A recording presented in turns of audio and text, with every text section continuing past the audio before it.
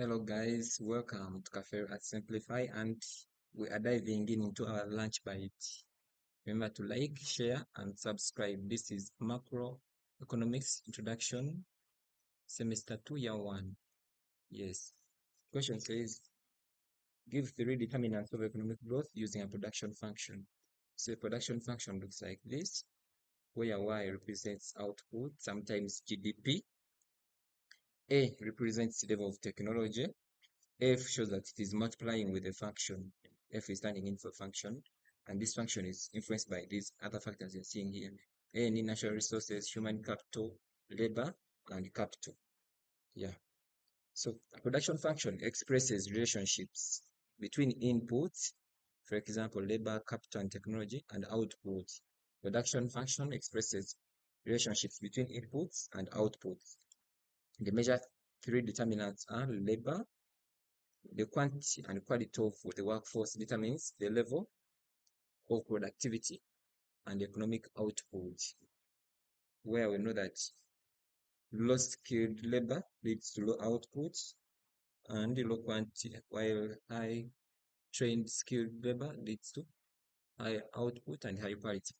Capital, investment in form of capital like machines or infrastructure, boosts production capacity. That is, low capital boosts the high levels high levels of capital boost investment, while low levels of capital reduce investment. Technological levels or technology as another factor which is represented by letter A. Capital is K, then L is here. I've explained on the thesis. The question 163. Innovation and efficiency improvements lead to higher productivity without increasing inputs. We ask the meaning of productivity. Productivity means increasing output without increasing input. Three challenges facing your country. Outline three challenges facing your country. And we see that the first one is poor infrastructure.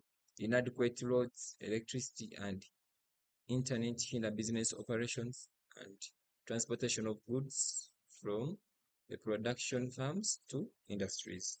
Then unemployment and unemployment. A large portion of the population lacks well-paying jobs, and those who are in some jobs are not contented. That is another challenge. Corruption and poor governance. Yes, governance is all about people's ability to comply to the law, and it differs from leadership. So, mismanagement of resources slows down economic progress. Explain the two theories of unemployment. First one is Keynesian theory of unemployment. This argues that unemployment results from insufficient demands for goods and services. As a result, firms reduce output, workers are laid off, and this argues that unemployment results from inefficient demands for goods and services. That means less goods will be produced, less profits will be realized, firms and workers will be laid off because less output is being produced. And as a solution for this, Keynesian Keynes suggested that government intervention should come in. So government intervention, which increases public spending as a solution to reduce unemployment. The other theory of unemployment is real business cycle theory of unemployment. Real business cycle theory of unemployment. It suggests that unemployment is caused by real economic shocks, for example, technological changes and natural disasters. And as a solution for that, believes that unemployment is a natural response to fluctuations in productivity. Real business cycle theory believes that unemployment is a natural response to fluctuations in productivity. So that means the unemployment here is a natural response to fluctuations in productivity. The way things are being produced are bringing about the unemployment as a natural response, something which is automatic. And that leads us to differentiate between automatic stabilizers and discretionary fiscal policies. Automatic stabilizers, I will relate them to real business cycle, and discretionary, since the government comes in, I will relate it to discretionary fiscal policy. Automatic stabilizers, these are inbuilt policies that work without government intervention.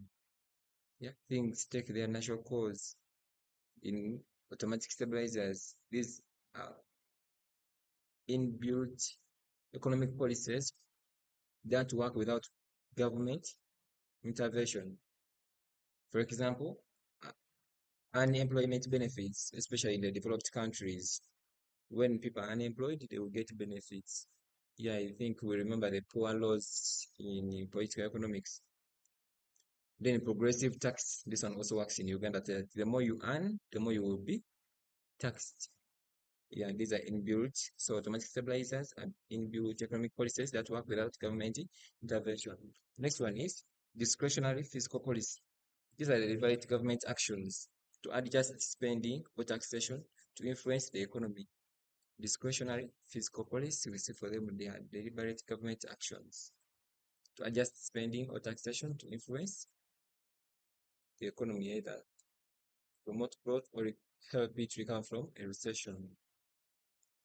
Question 54, define the term credit creation. Credit creation is the ability of commercial banks to expand deposits through lending, which increases money supply in an economy. Credit creation is the ability of commercial banks to expand deposits through lending, which increases money supply in an economy. The formula for credit creation equals to 1 out of cash ratio times initial deposit, or initial deposit, say 500 times 1 out of cash ratio. The cash ratio will always be given. For example, we have an initial deposit of 1 million and the cash ratio is 5%. 5% you have to convert in 100. So 5% means 5 out of 100. Then we get 0.05. So applying that formula, that means our initial deposit is 1 million times 1 out of the cash ratio, which is 0.05. And we get 20 million. This was a big cash ratio. So the question says, what are the effects of an increase in money supply on the market equilibrium? Effects of an increase in money supply on the market equilibrium. First, if money has increased, what will happen to the market equilibrium? Lower interest rates. Yeah. More money supply leads to low borrowing costs. More money supply leads to more borrowing costs, since money is easily available. More money supply leads to low borrowing costs. Then increase government, increase investment and consumption. Lower interest rates encourage borrowing, and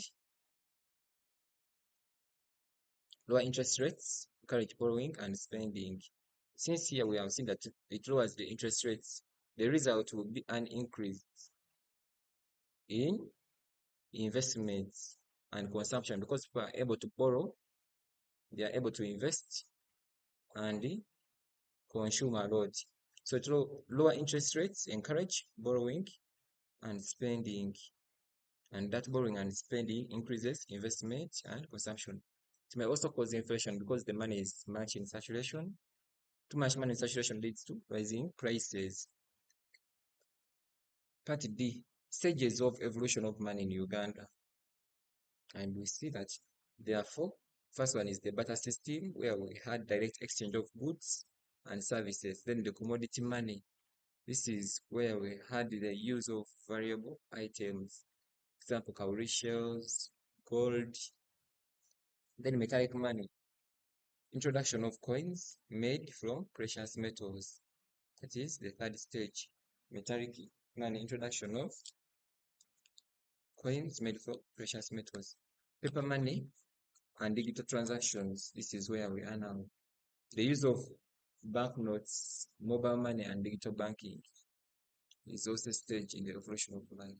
Paper money and digital transaction. Paper money and digital transaction. Role of public debt in your country. What is the role of a public debt in our country? And we said the role of public debt in our country can either be negative or positive. Let's start with the positive role of public debt in our country. Public debt funds infrastructure projects. Yeah, government is able to get debts from other countries. Yeah, we can say first world countries or well-off countries. So funds infrastructure projects. Yeah, we know that the Northern Bypass was constructed under this debt as well. Stimulates economic growth when used for productive investments. Public debt stimulates economic growth when used for productive investments. And still, it is a good example. The Northern Bypass helps during economic crisis by financing budget deficits. So public debt can be used to finance deficit budgets. What are the negative impacts? High debts lead to increased payments, reducing available funds for development. Actually, what we repay in return is always more.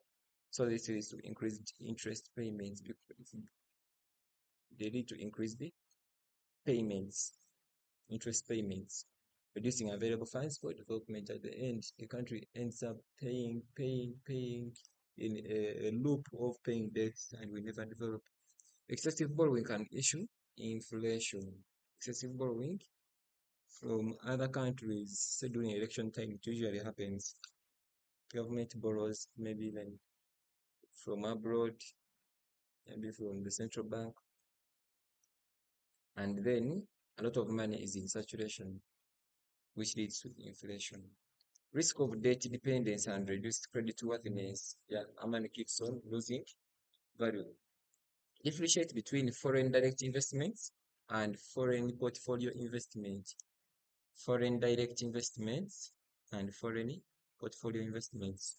So that foreign direct investments involve investment in a foreign country where the investor has control or significant influence over business operation, e.g. setting up a factory, acquiring companies by those Chinese in Uganda. This is what we call foreign direct investment. When you move here and you go to Kenya, set up your industry. Involves long-term investment in a foreign country where the investor has control or significant influence over the business. While foreign portfolio investment involves short-term investments in financial assets like stocks and bonds without control over the business operations. So, in foreign portfolio investments, we imagine that when they come here, the foreigners, they involve themselves in short-term investments. Say somebody has started a company and they come and buy shares without control over the business operations. Yeah, they are short-term investments, like bonds.